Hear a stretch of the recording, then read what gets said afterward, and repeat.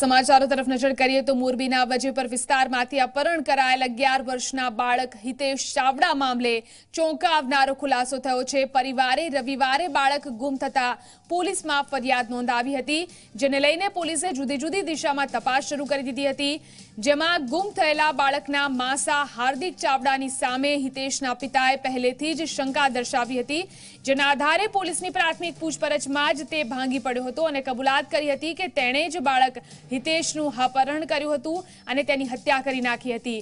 ત્યારબાદ પણ તેમણે તેની લાશને પેટ્રોલ છાંટીને સળગાવી દીધી હતી।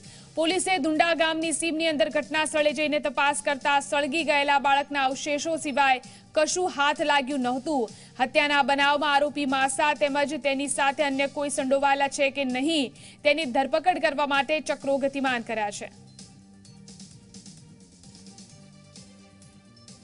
પોતે આ કૃત્ય પોતાની જે પત્ની છે એ પોતાના સાડુ સાથે શંકા ધરાવતા હોય, વ્યવહારોની શંકા ધરાવતા હોય, તેમજ પોતાની પત્ની આ બાળક પ્રત્યે વધુ પડતું પ્રેમ ધરાવતી હોય, જે કારણે પોતે બાળકનું મૃત્યુ નિપજાવવાની હકીકત બહાર આવેલ છે।